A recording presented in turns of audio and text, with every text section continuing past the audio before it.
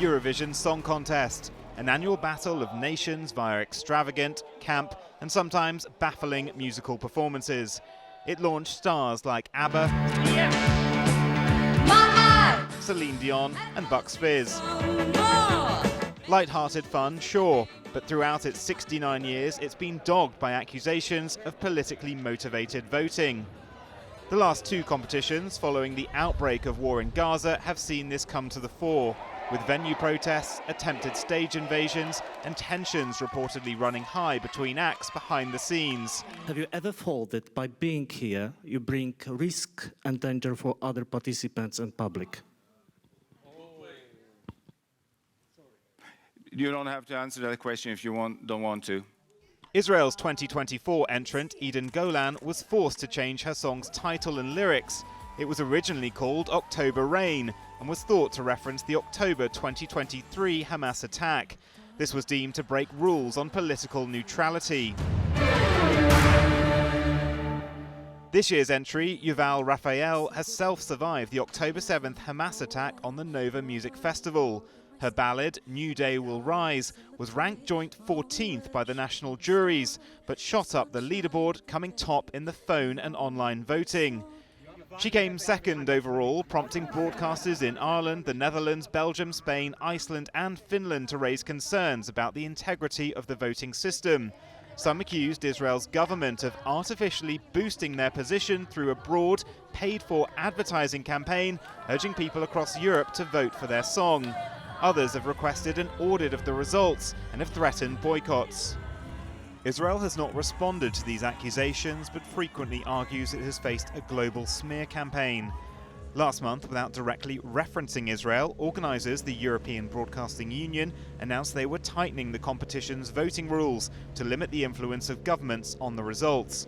Today, the EBU and participating national broadcasters met in Geneva to debate whether Israel should be allowed to continue participating, with Ireland, the Netherlands, Slovenia and Spain all threatening to boycott. The latter is one of the so-called Big Five countries, which contribute significant funding and audiences. It has pledged to withdraw if Israel is allowed to stay, claiming the country has used the competition politically. We have the same position that we had months ago when we said that Israel's participation in Eurovision was untenable for two main reasons. Firstly, because of the genocide it has perpetrated in Gaza. As president of the RTVE Corporation, I keep thinking that Eurovision is a contest, but human rights are not a contest. However, sources suggest that if a vote against Israel was successful, Germany, another of the Big Five, would likely withdraw and not broadcast the competition on state broadcaster ARD. Austrian state broadcaster ORF, who having won the 2025 competition, get to host in Vienna next year, reportedly want Israel to compete. We want as many countries as possible, basically the public broadcasters from as many countries as possible to participate.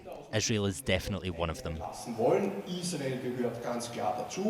There is precedent for countries being booted out of Eurovision, with Russia being excluded after its illegal full-scale invasion of Ukraine in 2022. In response, the country hosted its own version in September, dubbed Intervision, featuring countries including Brazil, Ethiopia and Vietnam. The EBU meeting will last for 2 days. Delegates are not expected to reach a unified position, casting doubt over the 70th anniversary event next year.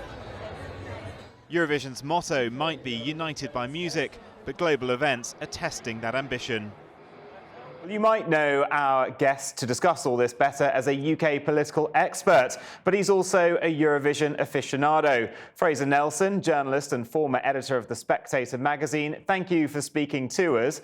So Eurovision has long been accused of being rigged politically, neighbours voting for neighbours, etc. Is this a fair criticism, or is there something more at play in the voting? Well, it's a strange thing to criticise it for. Of course it's political. It is a mixture of politics, choreography, music, Schlager, all of these, and those who win Eurovision maximise that risk. So whether you're going to perform in your own language or in English, whether you're going to do something which speaks to a political theme or not. All of this matters. I mean, when Dana won for Ireland, this was a Northern Irish girl on the bogside in the middle of her troubles, singing about peace, love, rainbows and roses, whiskers on kittens. Her victory was a political victory. The people of Europe were voting for a vote of peace at a time of war. And you can see that coming in time and time again. So the politics, the culture is very much part of it. So what do you make of what happened this year with Israel's entry? The politics of Eurovision start to collide with each other. Of course, the prevailing currency tends to be kind of left progressive. And Israel found itself very much the enemy of those on that side of a divide. But that's only when you look at its foreign policy. When you look at Israel's domestic policy, you see the only country in the Middle East that where any of the acts, or most of the acts in Eurovision, could have safely performed. Some of them would be in fear of their lives if they performed in Israel's neighbours. So I think that this risks overlooking what Israel represents. It is a beacon of cultural diversity, of tolerance, the like of which you will not find anywhere else in the Middle East. Now, there are some countries today at this meeting in Geneva who are saying, like with the removal of Russia after its invasion of Ukraine, Israel should be at least suspended from the competition because of the way it's prosecuted its war in Gaza. I mean, what do you make of that? Does it meet the same criteria? And what will the outcome of this meeting be, do you think? A sort of countries pulling out, a sort of chaotic competition next year? Look, if Israel is kicked out, it will be the beginning of the end for Eurovision, because where do you really stop? I mean, what about Britain's invasion of Iraq in 2003? Should Britain have been kicked out of Eurovision for that? What we saw, of course, that year was Turkey, who refused America the permission to invade Iraq from its territory, won Eurovision. So you managed to see the political expression, including political protest, voiced through the contest itself. There's no real need to exclude countries. They can stand or fall by the quality of their entry and the political currents. So I think, again, democracy is best and keeping people together is best. And some of those conversations are going to be difficult, but it's far better to keep the cultural homogeneity, as it were. And Israel has won the competition 4 times, hosted it 3 times, most recently in 2019, when the issue of Gaza and treatment of Palestinians was very much active. Is there some hypocrisy from these nations now in their position shifting at all? I think there is absolutely huge hypocrisy there. I mean, Ireland, for example, has been particularly vociferous in criticising Israel. How many of Ireland's recent entries would be able to perform in any of Israel's neighbours?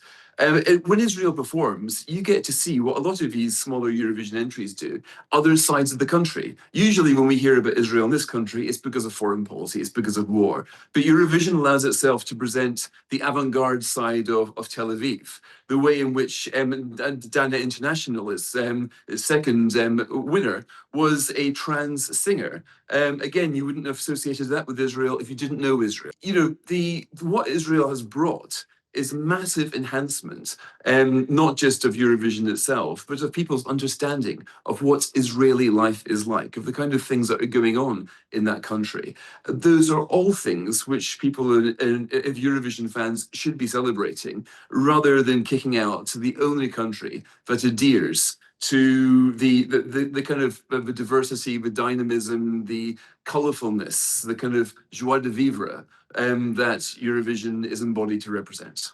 And how much of a blow would it be for nations to be boycotting next year? It's the 70th anniversary of the competition. And just with your sort of hat on looking at results, some countries are quite far ahead now in the process. They take it more seriously than, for instance, Britain. They're quite far ahead in picking their entrant. Who do you have your money on taking the trophy next year? If you're going to look at this stage in the contest, you would look at what countries have got the best track record of producing winners. And for that, you'd look at the countries like Sweden, like Denmark, etc., which have got the best track record in doing it. But the great thing about Eurovision is you don't know. It sort of anticipates rather than reflects cultural trends.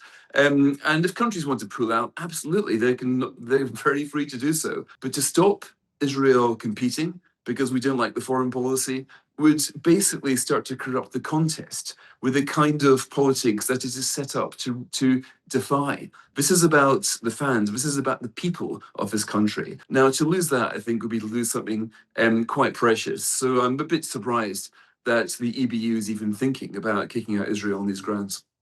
Fraser Nelson, thank you very much.